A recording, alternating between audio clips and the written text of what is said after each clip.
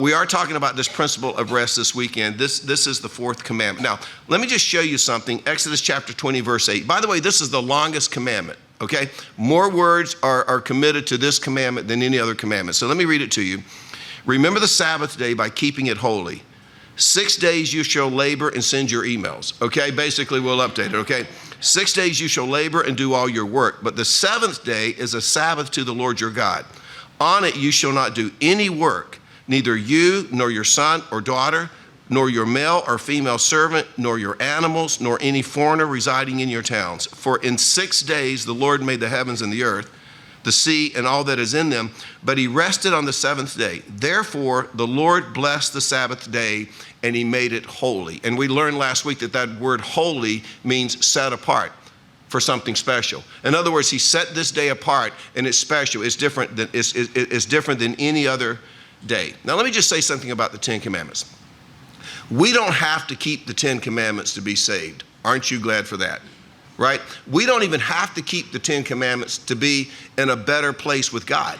Because understand, the moment that we accept what Jesus Christ did for us on the cross, we are reconciled and we are put back into a right standing with God. At that moment, we can't get any closer to God. But I do want you to understand this. There are blessings that come with keeping the Ten Commandments. And there are consequences that come with not keeping the Ten Commandments. I often refer to it as the circle of blessability.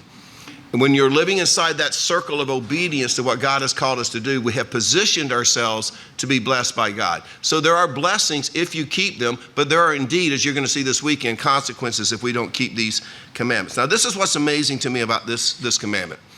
If you're a Christian, you would probably 100% agree that we are supposed to obey all 10 of the commandments, except maybe this one.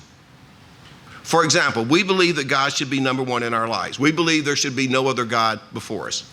I think we could all agree we believe we shouldn't have idols that we worship. We believe that we shouldn't take God's name in vain. We learned that last week. We're going to learn next week that we're to honor our parents. We're to honor our father and mother. We believe that we shouldn't lie, we shouldn't steal, we shouldn't murder, we shouldn't commit adultery. We believe that. Nobody's going to argue that. We believe that we shouldn't covenant. So why is it that sometimes we feel like we don't really have to keep this one?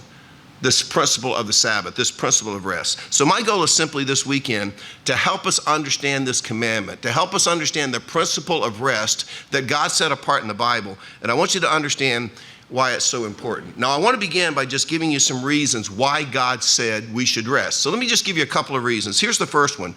Resting gives God the opportunity to provide for us supernaturally. And maybe you've never thought about that before, but when you set aside one day a week and you say, I'm not going to work, I'm just going to honor God with my life that day, it gives God the opportunity to do something, to show up in our life and to provide supernaturally for us. Let me show you something interesting in Exodus chapter 16. And I have learned so much getting ready for this week, and I can't wait to share it with you. But Exodus chapter 16, verse 23 says this. He said to them, this is Moses speaking, this is what the Lord commanded. Tomorrow is to be a day of Sabbath rest, a holy Sabbath to the Lord. So bake what you want to bake, boil what you want to boil, save whatever is left, and keep it until morning. So they saved it until morning as Moses commanded, and it did not stink or get maggots in it. Now, the Old Testament is full of interesting stuff, okay? That is an interesting verse. If you save it, if you collect it that day, it won't stink the next day, and it won't have maggots in it. So what's going on in this story? Well, first of all, when God gave the Israelites manna, while they were wandering around in the wilderness, God said, every morning when you get up, it's going to be fresh manna on the ground. All you have to do is go out and gather it. But only gather enough for that day. Don't gather enough for the next day, just enough for that day, and I will take care of you the next day. But again, the Israelites, they were no different from us. And this is how they begin to think, well, wait a second. What if it's not there tomorrow? What if God sleeps in? What if he forgets about the manna? What if he's on vacation? And so they began to gather extra just in case there wasn't manna on the ground the next day. Well, what happened to that manna? Anything they gathered that was extra, that was more than they needed for the actual day they gathered it, it rotted. It started to smell bad. It got maggots in it. And it's because basically they weren't trusting that God was going to do what he said he was going to do and that he was going to provide for them every day. But this is what's interesting. On the sixth day, which with the Jews would have been Friday, on the sixth day, God says, I want you to gather enough, not only for Friday, but I want you to gather enough for Saturday, because I don't want you working on Saturday. But what you gather on Friday, it won't rot. It won't go bad. It won't get maggots in it, because I'm going to save that. I'm going to preserve that. I'm going to do something supernatural just on that day so that you will have food on the Sabbath. So let's go back and read it. And it picks it up in verse 25 of Exodus 16.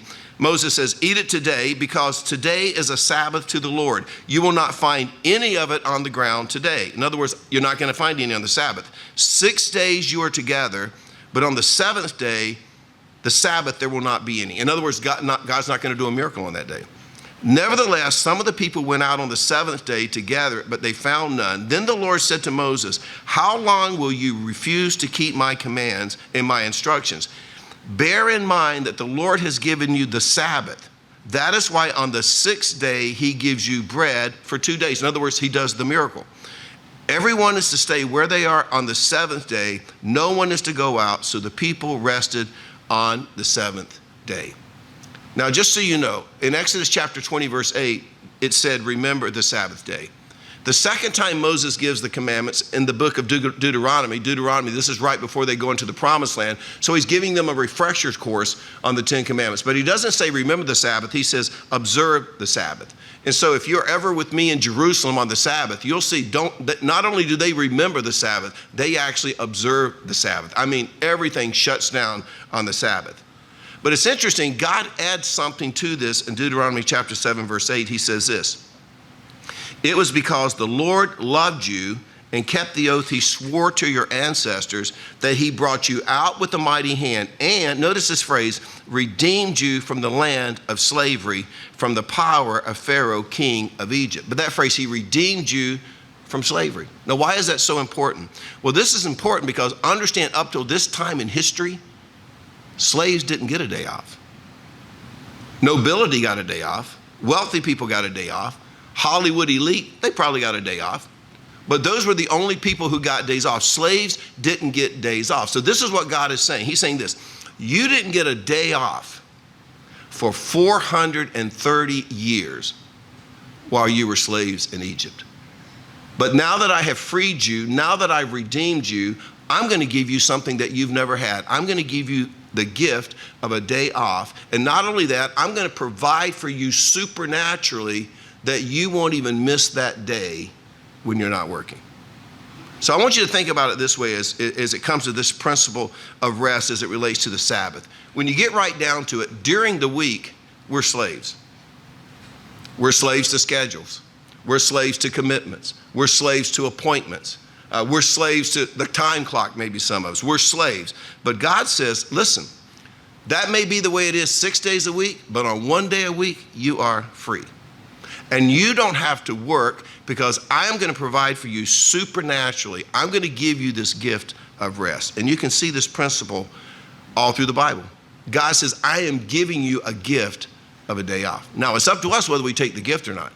But God said, this is the gift that I'm giving you. By the way, you can even see this principle in corporate America. Think about this. Chick-fil-A makes 5 times more profit per restaurant, per franchise, than McDonald's, Starbucks, and Subway's combined. Now think about this, 5 times more profit each franchise, and they're closed when? Sunday. And I hate it. In fact, when I was at Hope, if you visited for the first time and came up and said, hi, we gave you a $5 gift certificate to Chick-fil-A, I know people left angry. Why you give me it's not even open today, right? Think about this, they're closed on Sunday, which by the way is the busiest day of the week in the fast food industry. And if you look into their corporate right, this is why they say, we take the day off, we're shutting it down. And he says, so that we can give our employees time with their families and an opportunity to worship. So they applied this principle to their business, and they're the most productive fast food business in America. You can't make that stuff up. It's the same thing with the principle of tithing. When I teach about tithing, you know, the idea of giving the first 10% back to God, this is the issue. It always boils down to this. It's an issue of trust. It's an issue of, do I trust that God can do 90% He can do more with 90% than I can do with 100%. I have to trust that God is going to take care of me if I'm going to give 10% of it back to him. I'm telling you, in the very same way, maybe you don't realize this, but God can do more in your life in 6 days than you can do in 7. And if you want to know how much he can do in 6 days, just look around you. God created the galaxy. God created the world. He created the universe in just 6 days. And so understand, when we observe the Sabbath, when we say we're going to carve out this day and set it aside for God, we're not going to do anything that has to do with work. Understand this principle of rest. It gives God the opportunity to show up in our lives and to do something supernaturally. Here's the second thing. Resting gives us the opportunity to be refreshed. It says this in Exodus 31, verse 14. It says, observe the Sabbath because it is holy to you. In other words, it's set apart for you. Anyone who desecrates it is to be put to death. Those who do any work on that day must be cut off from their people. For 6 days work is to be done, but the 7th day is a day of Sabbath, of rest, holy to the Lord. Whoever does any work on the Sabbath is to be put to death. The Israelites are to observe the Sabbath, celebrating it for generations to come as a lasting covenant. Notice this. It will be a sign between me and the Israelites. What's the word? Forever. Forever. And if you've ever been to Israel, you know on the Sabbath, they still observe that.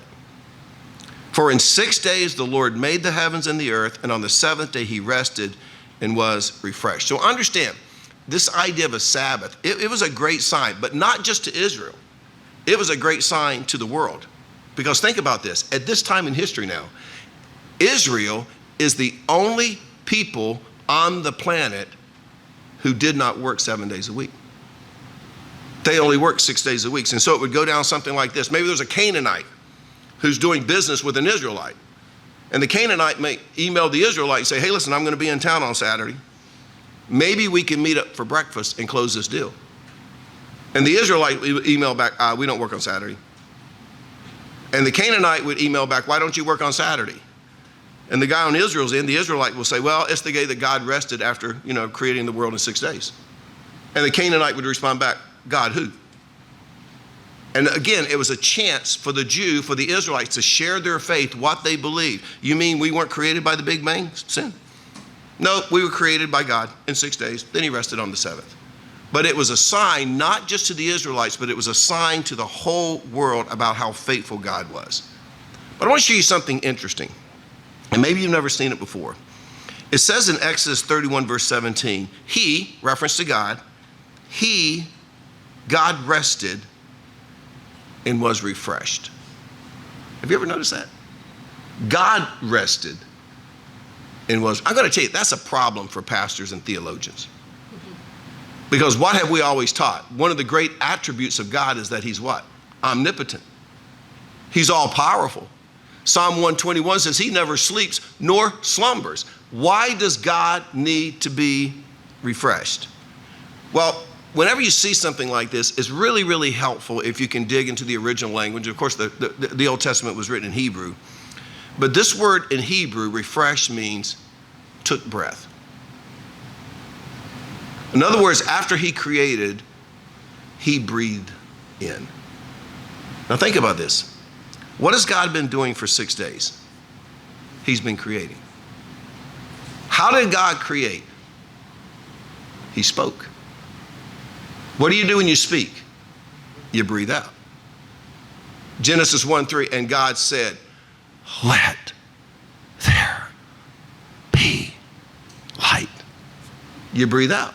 It says in Genesis 2, verse 7, then Lord God formed a man from the dust of the ground and breathed into his nostrils the breath of life, and the man became a living being. So think about this. For 6 days, God has been breathing out. But on the 7th day, he took breath. He breathed in. It's kind of like when somebody shocks you with something, right? And when you walk in the door and say, would you let me catch my breath? You ever done that? Would you let me catch my breath? On the 7th day, God was like, and he was refreshed. Now here's a simple question. If God refreshes himself, why don't we? If this is that important of a principle to God, to refresh himself, why would we not have a day where we refresh ourselves? And so there are reasons that God tells us to rest. Now, second, there are consequences. I'm going to show you something. It's going to blow your mind, okay? I like to blow your mind every once in a while. It happens about every 6 years. I learned something new. But anyway, there are consequences when we don't rest. Look at this passage. Numbers chapter 15, verse 32.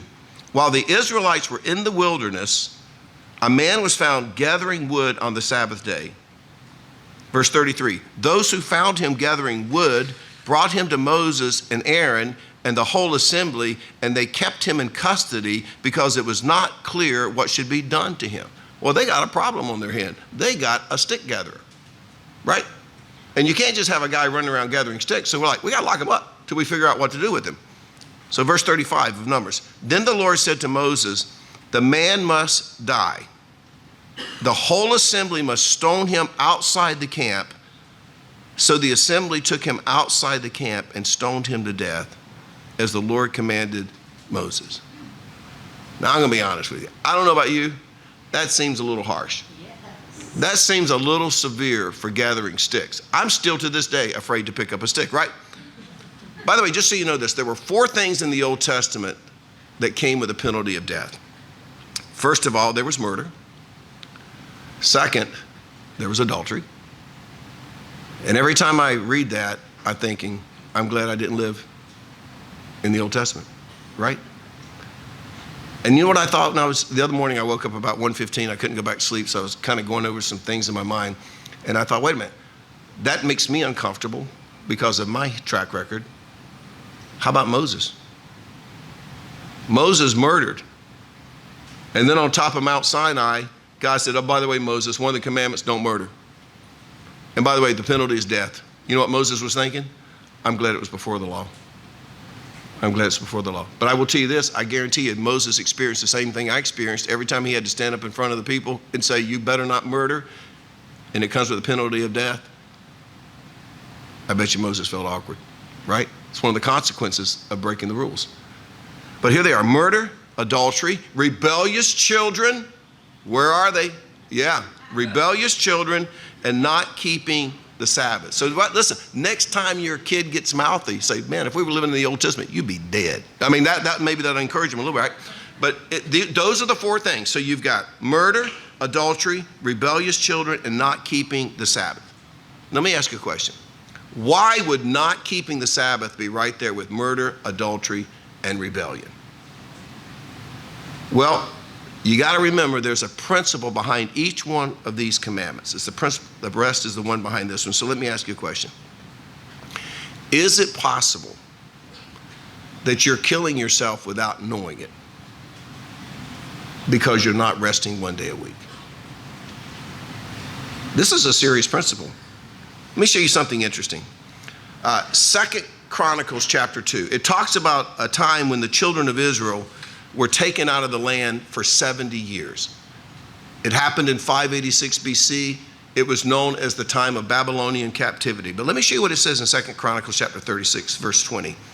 He, God, or Nebuchadnezzar, carried into exile to Babylon the remnant who escaped from the sword, and they became servants to him and his successors. Notice this, until the kingdom of Persia came to power. Verse 21. The land enjoyed its Sabbath rest.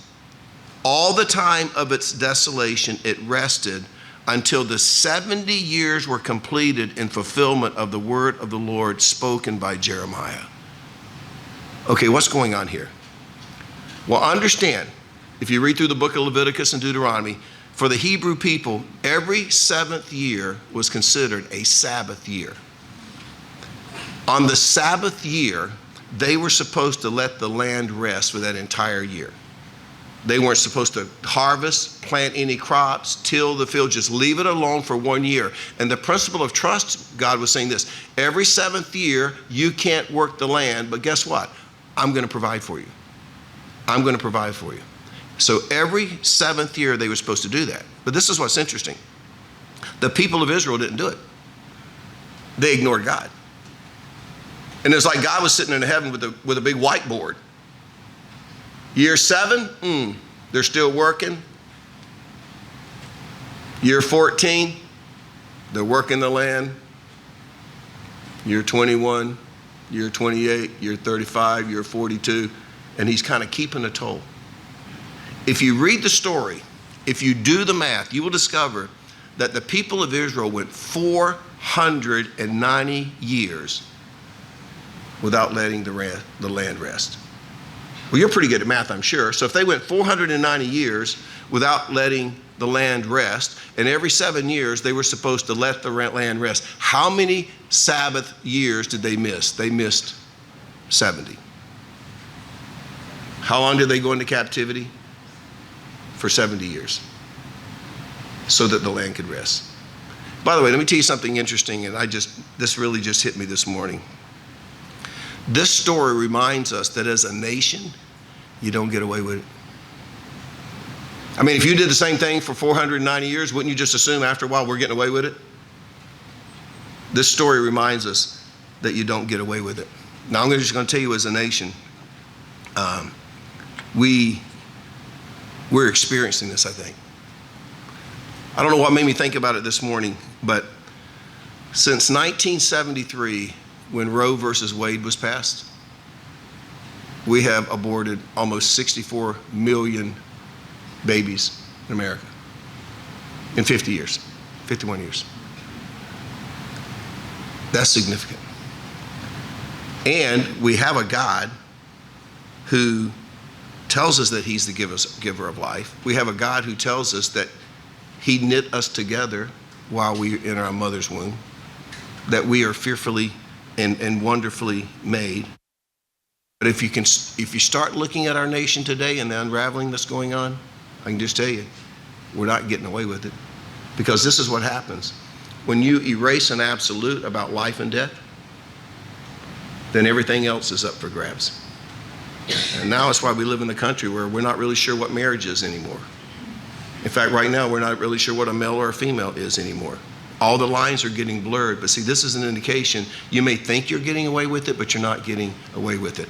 And I know that that's a painful illustration for some, because you know what? The statistics say a lot of women sitting right here, right now, maybe you've had an abortion. I get that. I had many women on my staff that had had abortion, one woman who had had 4 in her lifetime. You say, well, what do I do about it? Nothing. All you can do is go to the cross, take it to the cross, give it to Jesus, find healing, experience his grace, and move on. The same thing any of us do when we do something that would disappoint God. We go to him. It's the same thing I had to do. You go to him, you take it with him, you deal with the guilt and the shame, and you move on. My point is simply this. As nations, we think we're getting away for these things, because you look back 50 years and think, yeah, we're getting away with it. No, we don't get away with this stuff. At some point, as it says in Galatians, you do reap what you sow. So you may think that you're getting away with it. So what happened? God took the children out of the land. They were slaves for 70 years. Think about this. So that the land could get its 70 sabbatical years of rest that it missed. You know what that tells me? God was green. Okay, he was like the first environmentalist. He wanted the land to rest. Now here's the question. If God is that concerned that the land gets its rest, how much more concerned is he about us as individuals created in his image that we get our rest? So my principle is just simply this. There are consequences to not observing the Sabbath principle, this principle of rest. In fact, I'm going to just tell you, some of you are dying quicker than you want because you just haven't accepted God's gift of a day off. And you're going to have to figure out how to do that, which leads to my third point. There are blessings when we do rest. Let's finish on a positive note, okay? It's the principle behind the commandment. You can see it in Mark 22, verse 23. One Sabbath, Jesus was going through the grain fields, and as his disciples walked along, they began to pick some heads of grain. They were hungry.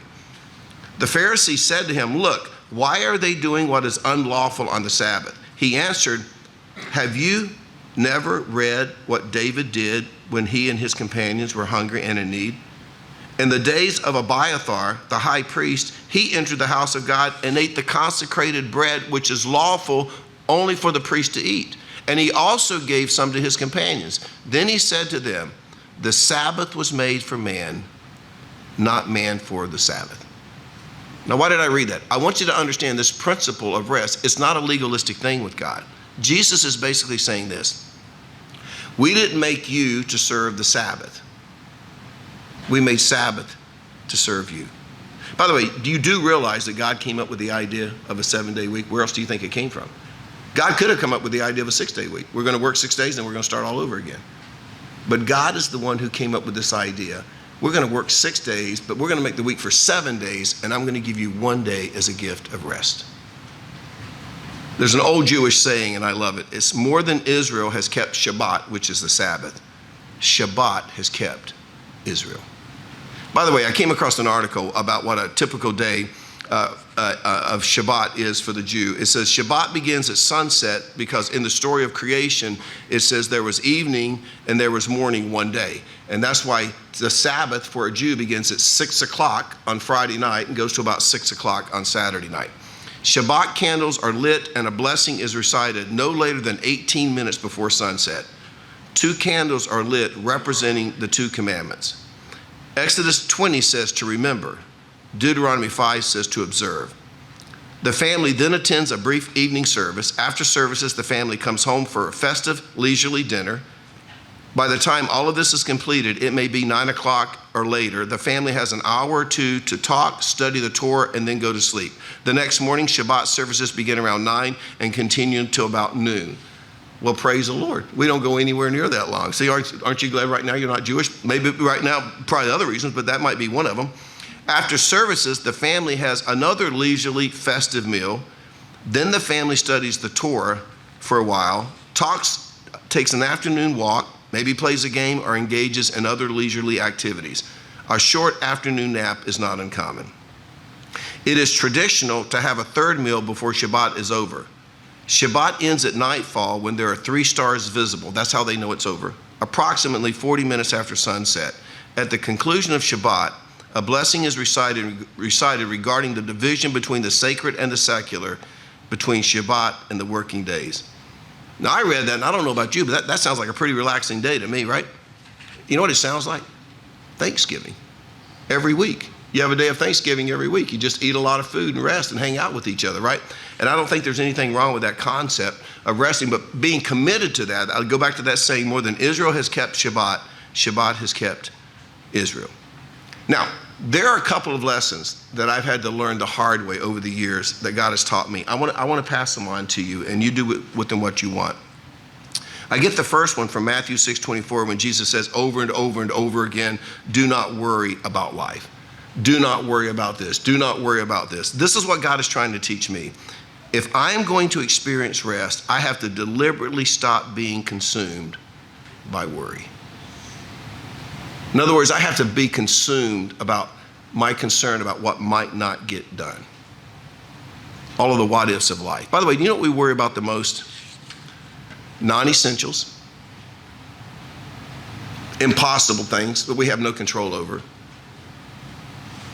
And then we worry about, I don't know, what ifs. What are we going to do this weekend? When am I going to cut the grass? How am I going to work in going to the gym? What are we going to do for dinner? What am I going to wear tomorrow? Who cares? I mean, at the end of the day, they're not essentials, right? Matthew 6:27, can any of you by worrying add a single hour to his life? Well, the answer is no. There's one version that says add an inch to their height. I wish I could. Shannon wishes I could do that. But you know, you can't do that. It's impossible. But it's the what ifs. It's the what. I mean, we will worry ourselves. What if I get laid off? What if I get sick? What if the stock market collapses? All things we have no control over whatsoever.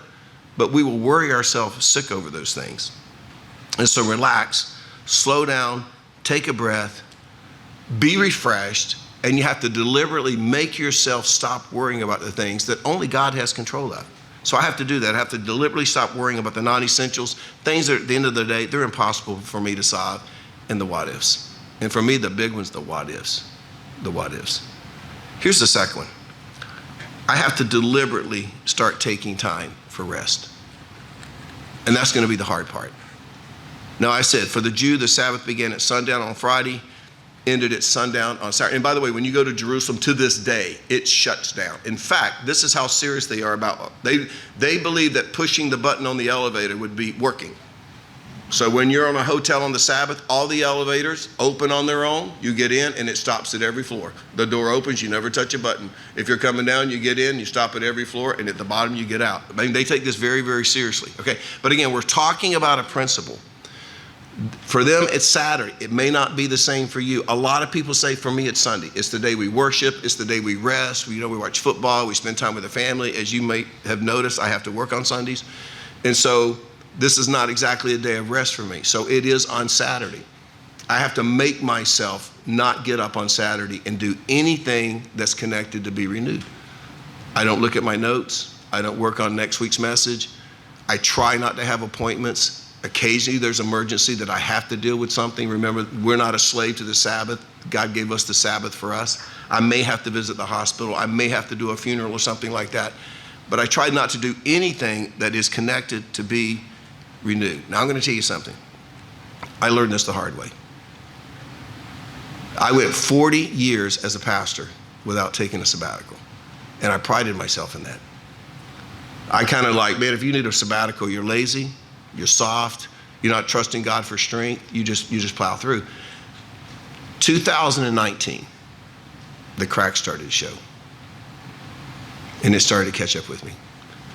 There were some things going on in my family personally that I will carry to the grave. There were things going on professionally. There was the stress of pastoring a church with a $20 million budget and hoping people would give, because I had 200 staff who expected pay and insurance. And you're like, what if I say one bad thing or preach one bad message? This thing could whole unravel. I've never had to lay somebody off. You get all this pressure, and they're man-made. They're the what ifs. They're man-made, but you begin to worry about this stuff. As I approached the end of 2019, I could just tell something was different. In fact, if I came to Christmas, you guys know how I love Christmas. I was dreading Christmas. In fact, I'll never forget, I was out putting my Christmas lights up one night. I like to do it at night so I can see what they look like at night. And I remember just sitting down on the curb and just weeping. There was a sense of emptiness in me. I could not eat, and I didn't even know how to explain it to anybody. But I just remember sitting there on the curb and it just flowing. But you know what I did? I got up. I did 11 Christmas Eve services, got through them, slept, walked through Christmas Day. On the 26th, I was back in my office because I had a big series I had to start in January. I got about to the third week of January of 2020. And I slept on the couch that night, which was becoming more and more of a habit. And often I would not even turn the TV off because it would keep my mind from going places. And I woke up about 1:30 in the morning, and I remember it was a replay of a football game was on. And I turned the TV off, and I just sat there in the dark. And I thought, something is broken in me.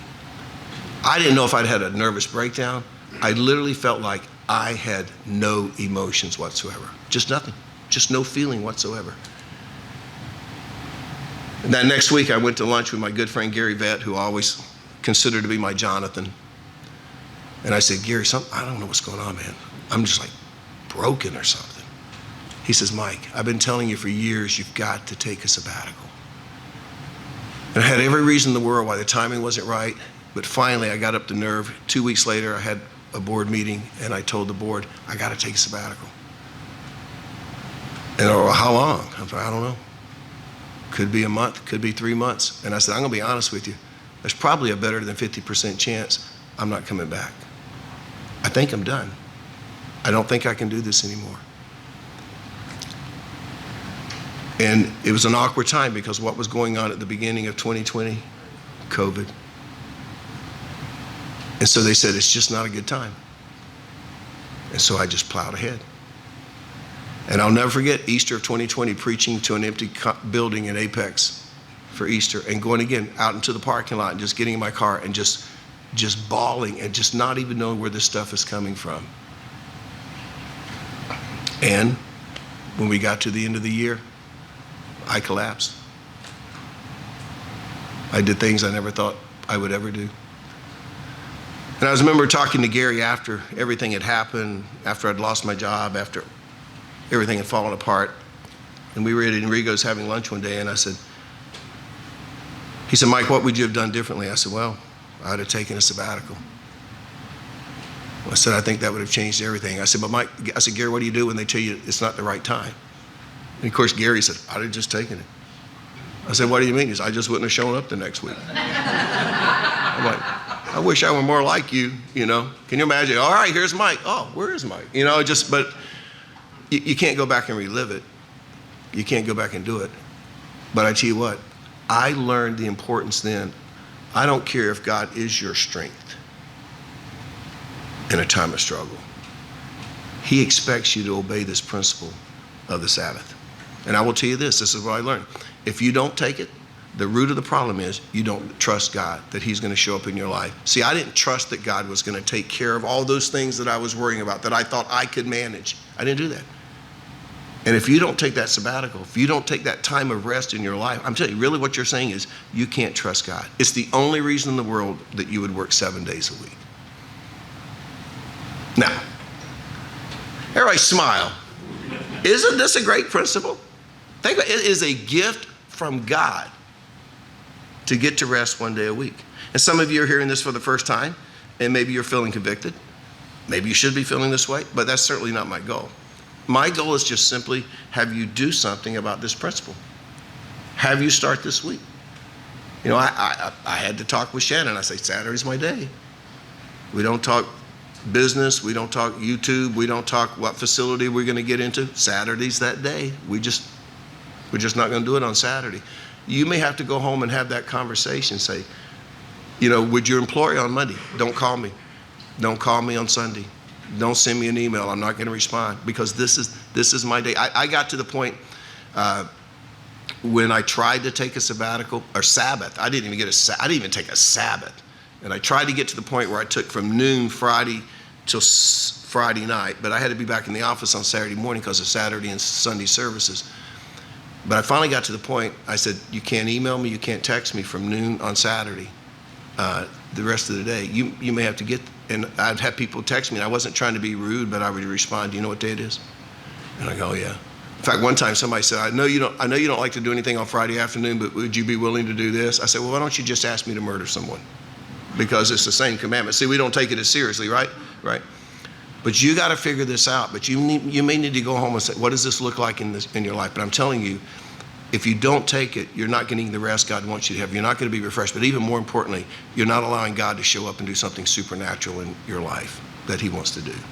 Let's pray. Father, thank you for, your grace. Just your grace. And your patience. To think that you let Israel go 490 years. And you finally said, okay, I've given you so much time to get it together. We thank you that your mercies are renewed every morning and that your faithfulness is great. And Father, we are all a work in progress, every one of us. As I've often said, I feel like I'm 1 week ahead, running like crazy, trying to stay ahead of these people. But that's where we are. And Father, you know that. You remember daily that we're just dust, that you created us from dust. And so I pray that we will, as we learn these principles, we will at least step out in faith and say, God, I don't know how it's going to work, but this principle is going to become a part of my life. And I'm going to trust you just as the people of Israel did in the desert. I'm going to trust you on that day to show up and do something supernaturally that I would never have experienced or witnessed if I hadn't set that time aside and honored you with it. So help us trust. At the end of the day, it's a trust issue. But help us to understand just the practical ramifications of doing this and implementing this in our life. And we pray all these things in your name. Amen.